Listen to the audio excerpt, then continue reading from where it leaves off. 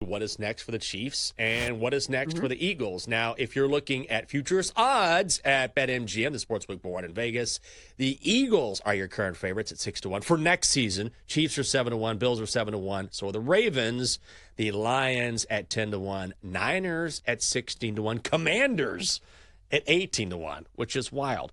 But when you talk about what the Chiefs have done, is this I don't even want to say that.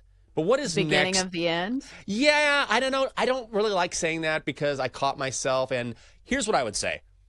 A dynasty it's not an overused word, but the Chiefs have had kind of a mini dynasty here. I just think that I go two ways with this, which is, look, they have Patrick Mahomes. I know he was not good last night. He's still Patrick Mahomes. He's still one of the greatest quarterbacks in NFL history. Am I going to be stunned if the Chiefs are suddenly back in the Super Bowl next season, winning it all? No, I am not. He is that good. They are that good. At the same time, I think this was also a reminder that true dynasties and dominating in the way that, let's say, Tom Brady dominated is remarkably difficult to do. It's like we just kind of handed the Chiefs, it's the Chiefs. I'm not knocking anyone that bet on the Chiefs. Chiefs, great play, just didn't work out. But I think it's a reminder, doing what Tom Brady did, building a real dynasty that lasts over the course of your career is incredibly difficult to do. And it's not necessarily fair to say you've had all the success, you're the small favorite here, you're going to win again, look, you're the GOAT. We got a reminder last night how difficult it is to win Super Bowls because now, as I said earlier, to put this in perspective, Patrick Mahomes has 3 Super Bowls. That's a remarkable career no matter what. But if he wants to eclipse Tom Brady, he needs 5 more. Just a time he needs 4, not even halfway there. So I just, dynasty maybe. It's certainly not over for the Chiefs, but maybe they're not going to continue to dominate the NFL like we've seen over the past 2 seasons. And maybe we got a reminder of that last night. Yeah, we got the blueprint on how to stop Patrick Mahomes, which we've seen before. We saw it in the Super Bowl against the Tampa Bay Bucks and Tom Brady. Is that when you get pressure on Patrick Mahomes, and we've talked about this too, it wasn't even blitzing. It was just how good that defensive line for the Eagles was. You can make Patrick Mahomes look not only human, but downright bad. So if you're a team in the AFC, it feels like one of your top priorities has to be beefing up your defensive line if you're one of those top tier teams that already has a quarterback. Myles Garrett's available. Oh, I mean, that's a good call. I don't know where he wants to go and win Super Bowls. That's certainly a place to go to do it. There's no question about that. I also think, too, that for the first time in a long time, we've seen the Chiefs' mystique take a hit. And I think part of going into playing Kansas City for a long time was not only are they a fantastic football team, but there was that aura around them like, it's the Chiefs. Like, imagine if you're the Bills. Don't you know every single game in the postseason that you played against Kansas City, you're like, these guys again. Like, they just always find a way. And that mental hurdle is very difficult to get over. When you become a champion, you keep beating down teams. Not only do you have to go in and beat them, then you have to get over the mental hurdle, which is they always beat us. They always beat everyone in these big games. They always have an answer with Patrick down the stretch. So that took a massive hit last night. Sort of that mystique that they used to walk into games with has maybe been blown away a little bit, where the Eagles sort of showed everyone, yes, these guys are good, but you can play with these guys. You can beat these guys.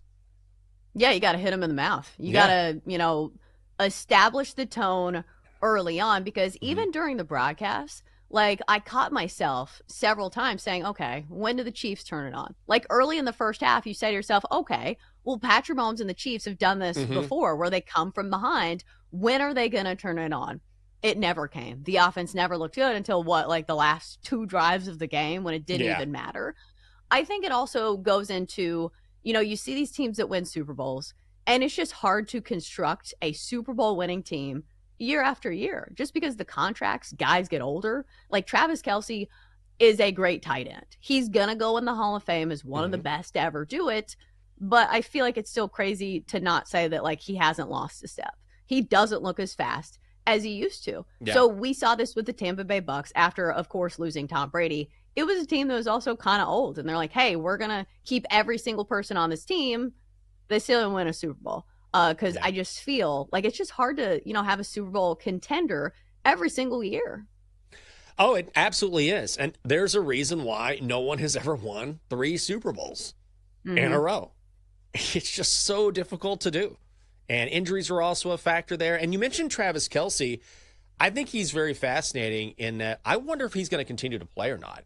Because I was telling Catherine this. I said last week he was asked, are you going to want to continue to play? And he said, absolutely. I'm still loving the game. I still have a passion for the game. I'm going to keep playing. And so that seemed like the end of that conversation. But then yesterday, we saw a lot of posts on X, we'll see if they're true or not, that Kelce gave a very emotional speech to his teammates the night before the Super Bowl, where he was, even for him, he's an emotional guy, he was crying, very upset. And the takeaway from a lot of the people who heard that speech was, this might be his last game. Like, he's an emotional guy, but he's so emotional in the way he presented this. It feels like maybe he knows this is the end for him. So that's all speculation. We don't know. But certainly, when you're 35, you have nothing to prove. You have your girlfriend. You want to build a life with her. You've got a gold jacket. You have to ask yourself, do I want to keep playing? Is it about money? Do I have a passion? Do I want to move in a different direction? And do I want to get back into the game after this loss? I'm okay with walking away. I think that will be something to sort of monitor here over the next couple of weeks. Maybe Andy Reid is the same. I'm not trying to put all these guys out to pasture because they lost the Super Bowl, but certainly you're talking about guys who have nothing to prove, who've done it all, who I think will have to grapple with those decisions.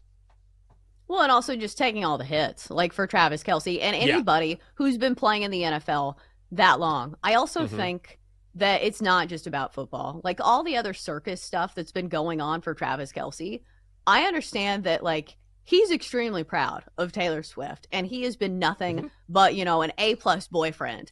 But at the end of the day, like, they're probably getting tired of it too. Like, do you think Taylor Swift likes going to games and getting booed?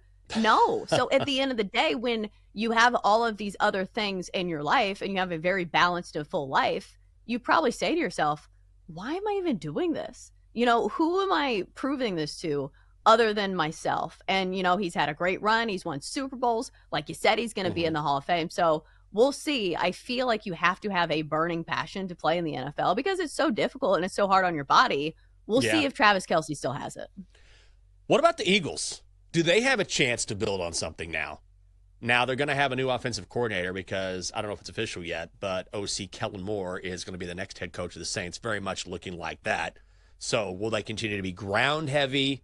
I mean, I would if I had Saquon. Will they find an OC who wants to be more balanced? Nick Sirianni is a very good head coach. Sean McVay said during the Fox pregame show that Nick Sirianni is the most disrespected head coach in the game because now he's been to 2 Super Bowls and now he has a world championship. And still, when people look at Nick Sirianni, they're like, this guy. But the results are the results. Can the Eagles build on what they have and the core that they have now with this unbelievable defense and a very young Saquon who still has plenty of time left, and same thing with Jalen Hurts, these receivers? Can they make a run here?